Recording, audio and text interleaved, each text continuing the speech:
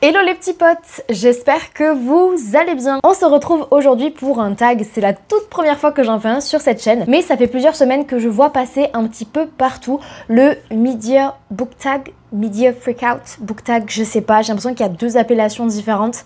En gros, c'est un tag pour faire un petit point, si vous voulez, sur l'année de lecture en cours, en milieu d'année, avec des questions qui diffèrent d'une vidéo à l'autre, alors je sais pas trop à qui donner crédit de quoi, de où. Du coup, ce que j'ai fait, c'est que j'ai regardé plusieurs vidéos en anglais et en français, j'ai récupéré les questions qui me semblaient le plus pertinentes et c'est celle-là que je vais reprendre aujourd'hui. Il y en aura 9 en tout. Je les ai un petit peu préparées à l'avance, question de ne pas passer 3 ans à vous filmer tout ça. Alors, aussi au passage, j'arrive un petit peu en retard par rapport au tag et par rapport à la traîne puisque nous sommes aujourd'hui le mercredi 23 juillet. Donc, un petit peu décalé, juillet c'est pas tout à fait le milieu de l'année, mais on dira que ça va. On est encore dans les temps. Donc juste pour faire un petit point global sur le nombre de livres lus jusqu'ici, j'ai lu 82 livres depuis le début de l'année. C'est ma plus grosse année de lecture jamais vécue. Je n'ai absolument jusqu'à présent jamais lu autant de livres arrivés à juillet, bien que situation de lecture exceptionnelle est liée à situation de travail exceptionnelle puisque je n'ai actuellement pas de travail. Voilà, donc ceci explique cela, j'ai un petit peu plus de temps pour lire. En tout cas, au moins, je suis productive dans quelque chose. Ok, du coup, ces 9 questions, j'essaie un petit peu de les organiser. J'ai pris les livres avec moi lorsque je pouvais vous les montrer. Et la toute première à laquelle je voulais répondre, c'était quel est ton top 5 de livres lus depuis le début de l'année? Je viens d'inventer la question parce que j'ai juste marqué sur mes notes top 5 books. Et là, j'étais en train de me dire...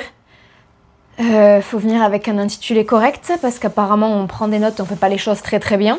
J'ai marqué 5 livres qui m'ont marqué et je les ai même classés dans l'ordre parce que j'ai fait ça bien. Par contre le classement c'est ok. En numéro 5 j'ai mis... Attendez, j'espère que vous voyez pas tout sinon c'est de la triche, je les tourne un peu comme ça. En numéro 5 j'ai mis First Time Caller de B.K. Borison qui est une romance que j'ai énormément apprécié, qui me fait passer un superbe moment. Voilà, on va suivre deux adultes, une jeune maman séparée et un jeune homme qui est, comment on peut dire, streamer pour une radio, dans un podcast dans lequel il parle d'amour finalement, il donne des conseils d'amour et ces deux personnes-là vont se rencontrer. J'en ai déjà beaucoup parlé sur cette chaîne donc je vais pas reprendre tous les résumés de tous les livres que je vais vous présenter, mais en tout cas il fait partie de mon top 5 et je le mettrai en 5e position. Le 4e livre que j'ai choisi pour ce top 5, il s'agit de La mer chantera ton nom de Laura Nsafou. Encore une fois, c'est un livre dont je vous ai beaucoup parlé aussi sur cette chaîne. J'ai bu un second café aujourd'hui, vous saurez que je suis surexcitée. Actuellement là, j'ai du mal à articuler. C'est pas bon. Et je l'ai pas encore fini. C'est un peu inquiétant. Bref, je disais donc Ino qui va partir sur l'île de Gorée pour apprendre à se connaître, à se redécouvrir et il va lui arriver quelques aventures, je sais pas trop. Excellente lecture que j'ai beaucoup aimée. En 3e position, j'ai mis I Am Not Jessica Chen de Anne Yang. Anne Yang, mon autrice auto-buy favorite, je pense. Ou en tout cas dans mon top 3, je pense. Top 5 ? Peut-être top 3, hein. Anne Yang, elle est vraiment très forte. J'ai lu ce livre-là qui est sorti en début d'année, en janvier, je crois que j'ai absolument adoré, dans lequel on va suivre Jenna qui va se réveiller dans le corps de sa cousine, avec la vie de sa cousine qu'elle a toujours considérée comme parfaite, et elle va se rendre compte que des fois la perfection c'est pas exactement ce qu'on imagine. En seconde position, oulala, on se rapproche de la lecture favorite, j'ai mis I, Mona Lisa de Natasha Solomons. Si je dis que j'ai beaucoup parlé des livres précédents dans mes vidéos, celui-là je pense que je vous ai bassiné pendant des semaines. Mais j'ai absolument adoré ma lecture de ce livre, donc dans lequel, comme le titre l'indique, on va suivre Mona Lisa. C'est même pas qu'on va la suivre, c'est qu'on va écouter Mona Lisa nous raconter son histoire, donc la femme dans le tableau, pas la femme du tableau, la femme dans le tableau, c'est le tableau qui nous parle. Et j'ai vraiment adoré. Et là, vous devez être en train de vous dire, attendez, mais si elle a mis ça en seconde position, qui vient en première position? Parce que je vous ai quand même bien rabâché les oreilles avec celui-là.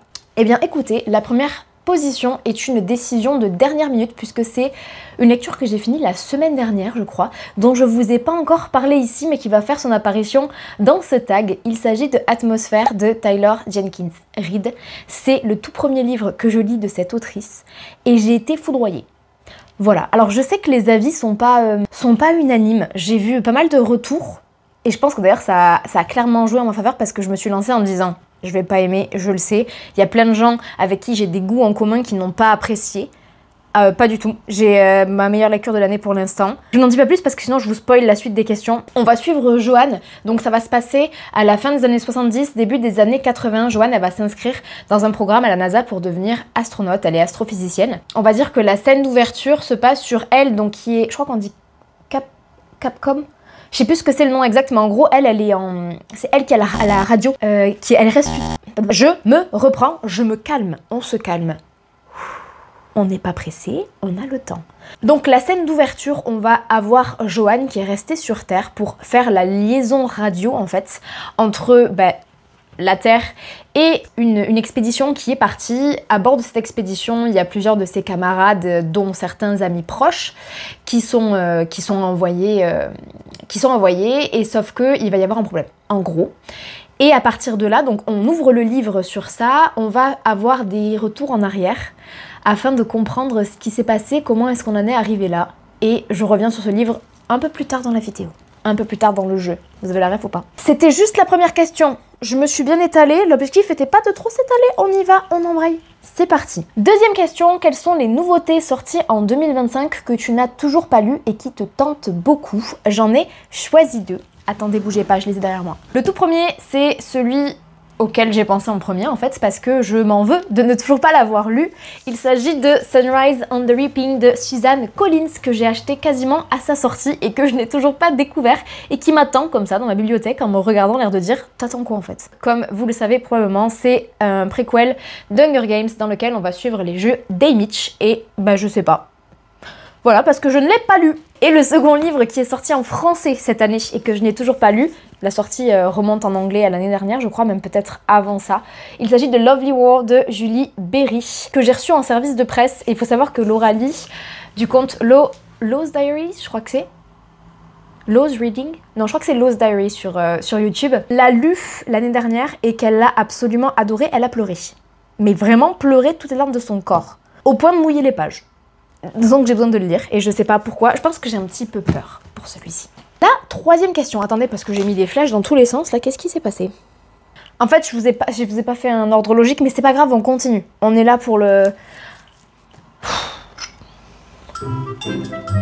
La troisième question. Quelle est ta plus grosse déception de l'année? Alors j'hésitais parce que j'ai quand même eu pas mal de déceptions cette année, mais je me suis dit je vais vous en parler que d'une seule et me justifier. Je pense que ma déception principale, ça va être la saga Gilded de Marissa Meyer. Donc c'est une duologie que j'ai reçue aussi en service de presse et que j'ai découvert en début d'année. Marissa Meyer, il faut savoir, il faut que je mette du contexte. Marissa Meyer a écrit les Chroniques lunaires, que j'aime absolument beaucoup, très fort d'amour. Ça a été une des premières sagas longues que j'ai découvertes, je pense, de toute ma vie. Et ça avait été un véritable coup de cœur, en sachant que j'ai toujours cette vision de moi qui pioche le livre à la médiathèque en me disant, il y avait ce tome 1, je sais pas si vous voyez comment est-ce qu'il est en français. À l'époque, le tome 1, c'était vraiment juste le pied, vous savez, mi-humain, mi-robot là, avec le soulier de Cendrillon rouge vif.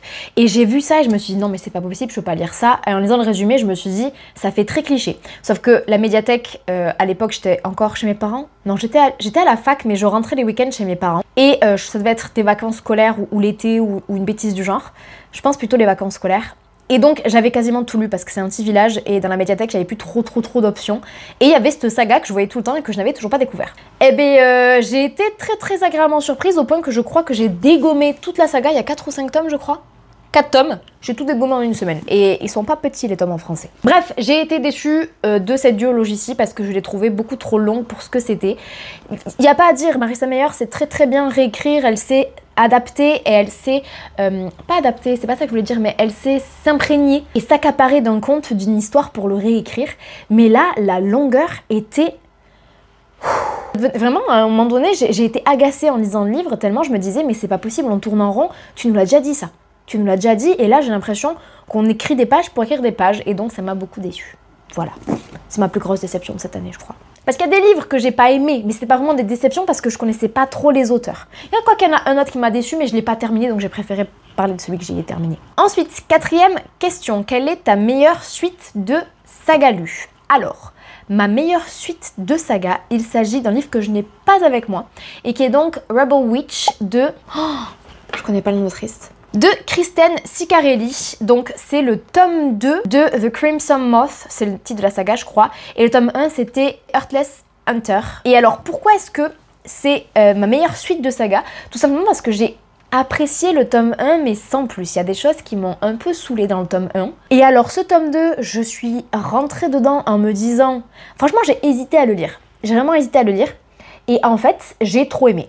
J'ai vraiment trop aimé. On est sur un bail de sorcière versus chasseur de sorcières. En gros, pour vous donner un petit peu une idée, c'est de la romantaisie mais vraiment le tome 2 incroyable. Par contre, j'ai l'impression que Lauralie et Valentine, qui ont absolument adoré le tome 1, ont vraiment pas aimé le tome 2. Donc j'ai l'impression que c'est soit on aime le tome 1 mais pas le tome 2, soit on aime le tome 2 mais pas le tome 1. C'est vraiment pile ou face. Toujours est-il que, personnellement, ça a été ma meilleure suite de saga de cette année, je pense.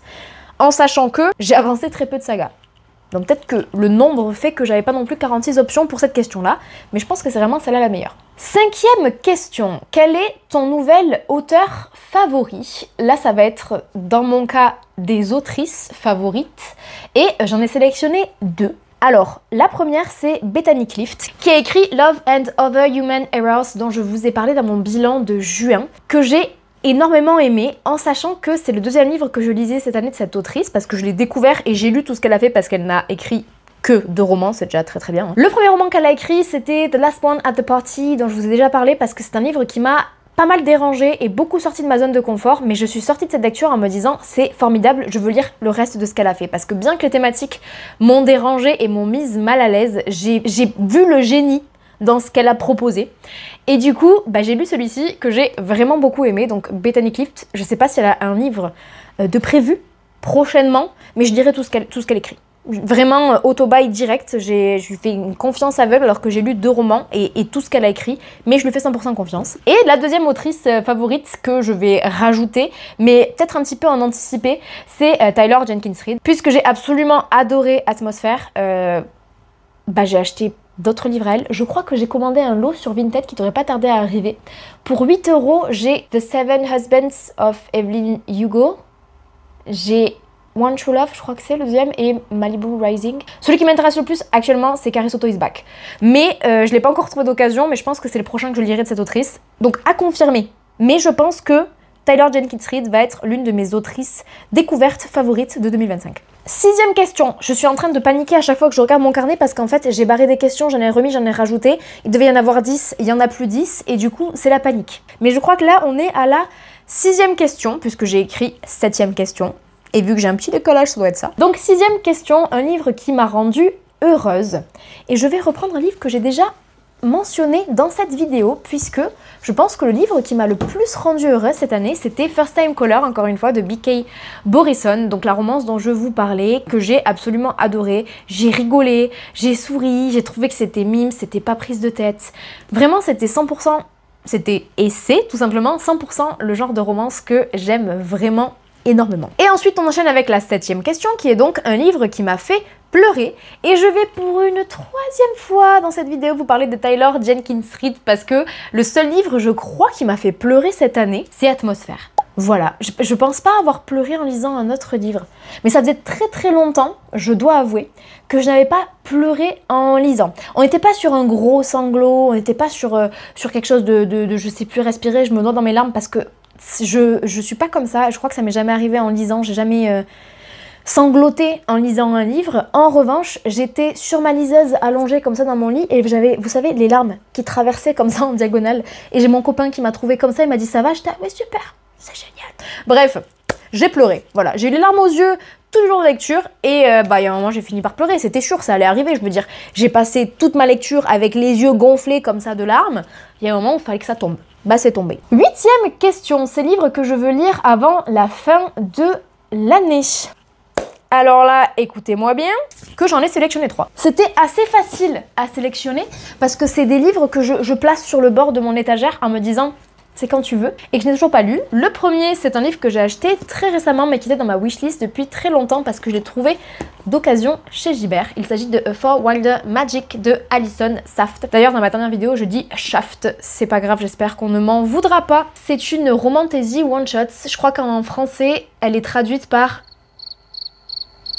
La chasseuse et l'alchimiste, le chasseur et l'alchimiste. Non, je crois que c'est la chasseuse, pardon, et l'alchimiste, que Valentine a lu, et c'est d'ailleurs elle qui m'a précisé que c'était la traduction parce que je ne vois strictement aucun lien entre cette couverture et l'autre. Et les titres. Je n'ai absolument pas fait le rapprochement. Toujours est-il que Alison Saft, ça fait un moment que je veux la découvrir, donc je veux absolument lire ce livre avant la fin de l'année. Donc, un premier livre que je veux lire. Un second livre que je veux découvrir depuis je ne sais même plus combien de temps. The Jasmine Throne de Tasha Suri, qui est donc une fantasy, une saga de fantasy, qui est blurb par un nombre de personnes incroyables. On a Chloé Gong, on a Shelley Parkenchan, on a R.F. Kuang. C'est une saga qui me fait de l'œil. Elle a 100% tout pour me plaire. Tout pour me plaire. Donc je pense que là, c'est juste de la fainéantise parce que je sais que je vais pas être déçue. Je pense que c'est impossible. Et le troisième livre que je veux découvrir avant la fin d'année, il s'agit de The Scarlet Veil de Shelby Mahurin, qui est l'autrice de, excusez-moi, il faut que je retrouve le titre, il est là, Serpent and Dove. Alors à savoir que j'ai lu Serpent and Dove il y a 3-4 ans maintenant, à sa sortie en VO je crois. Je l'ai absolument adoré, mais j'ai passé ma meilleure vie avec ce livre. J'ai détesté le tome 2, Blood and Honey. Je me suis dit, mais qu'est-ce qui s'est passé avec ces personnages? Mais j'avais tellement aimé le tome 1 que ça m'a vraiment brisé. Je me suis dit, mais c'est pas possible, il y a eu une erreur quelque part. Donc je veux relire depuis Shelby Mahurin et j'adore les vampires.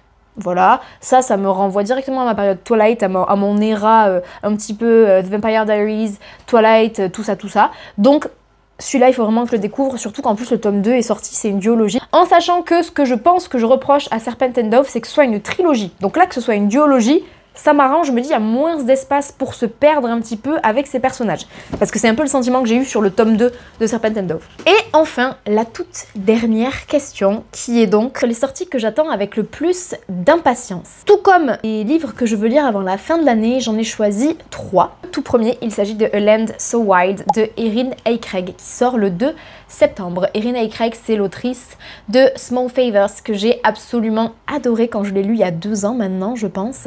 Et l'autrice de The 13th Child, que j'ai lu cette année et que j'ai apprécié, mais que je pensais plus apprécier que ça. J'ai beaucoup aimé le début, mais j'ai eu un petit down sur le milieu et la seconde partie, ce qui était très dommage. Du coup, j'attends avec beaucoup d'impatience son nouveau roman qui sort là en septembre.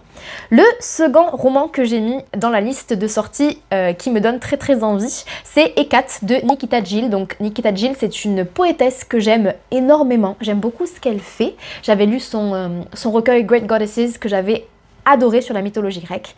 Et elle publie là le 9, oui c'est ça, le 9 septembre, elle publie un roman, une réécriture du coup, concernant le mythe d'Hécate. C'est vraiment the sortie que j'attends je crois le plus. La troisième sortie que j'attends avec impatience, toujours dans le thème de la mythologie, il s'agit de I, Medusa de Ayana Gray. Si I, Medusa me plaît autant que I, Mona Lisa, je pense qu'on a un bail avec des titres qui fonctionnent. Toujours est-il que bon voilà, comme vous en doutez, c'est une réécriture concernant le mythe de Méduse. J'aurais pu rajouter pour cette question Among the Burning Flowers de Samantha Shannon, mais si vous ne le savez pas, je flex un petit peu parce que il y a une vidéo vlog là-dessus avec toute ma joie et mon bonheur. Je l'ai déjà lu parce que je l'ai reçu en service de presse en avance. D'ailleurs, je ne l'ai pas inclus à cette vidéo. J'aurais pu le rajouter ensuite de saga, bien que ce soit un préquel, concernant le prieuré de l'Oranger. Mais vous pouvez savoir que si jamais je ne l'avais pas lu, il serait en tête de cette liste-là de nouveautés que j'attends avec beaucoup d'impatience. Je viens de me taper. Voilà. Ça vous va? Le café, c'est dangereux. Apparemment. À consommer avec modération. Donc voilà pour cette première vidéo tag. J'espère que ça vous aura plu. En vrai, c'était assez fun à faire. Ça demandait un petit peu de préparation, de regarder un petit peu toutes les vidéos, de piocher des questions et de trouver des réponses aux questions pour ne pas tout inventer sur le moment. Mais j'ai trouvé ça super fun. Donc je pense que je le referai au moins en fin d'année. Ça peut être un petit concept récurrent, milieu d'année, fin d'année, c'est assez chill. Si vous connaissez des tags assez cool que vous voudriez me voir faire, n'hésitez pas à faire des propositions parce que c'est vrai que, en vrai, j'arrive sur Booktube en tant que booktubeuse, mais aussi en tant que spectatrice. Donc si vous avez des chaînes, si vous avez des tags à me recommander, je suis 100% preneuse. Merci beaucoup d'avoir regardé cette vidéo et d'être resté jusqu'à la fin. Je vous souhaite de très belles lectures pour ce week-end et le début de la semaine prochaine. Et on se dit à mercredi pour une prochaine vidéo. Salut!